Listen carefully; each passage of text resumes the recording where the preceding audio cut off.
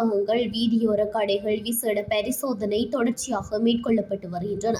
பொதுமக்களின் தொடர்ச்சியான முறைப்பாடுகள் கிடைக்கப்பெற்றதைத் தொடர்ந்து நேற்று மாலை கல்முனை சுகாதார சேவைகள் பணிப்பாளர் வைத்தியர் ஷகிலா இசதீனின் பணிப்புரைக்கமைய சாய்ந்தமருது சுகாதார வைத்திய அதிகாரி வைத்தியர் ஜே மதனின் வழிகாட்டுதலின் கீழ் வீதியோர கடைகள், உணவகங்களில் விசேட சுகாதார பரிசோதனைகள் மேற்கொள்ளப்பட்டன. இதன்போது உணவுப் பொருட்களின் தரம், சேமிப்பு முறை, சுற்றுப்புற தூய்மை, பணியாளர்களின் தனிநபர் சுகாதாரம், சமையலறைகள் உள்ளிட்ட அம்சங்கள் விரிவாக ஆய்வு செய்யப்பட்டது.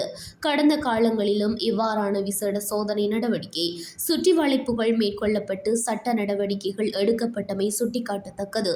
இது தவிர மனித பாவனைக்கு உதவாத தரமற்ற பொருட்களை விற்பனை செய்பவர்களுக்கு எதிராக அதிகபட்ச நடவடிக்கை எடுப்பதற்கு சாய்ந்தமருது சுகாதார வைத்திய அதிகாரி நடவடிக்கை மேற்கொண்டுள்ளார்.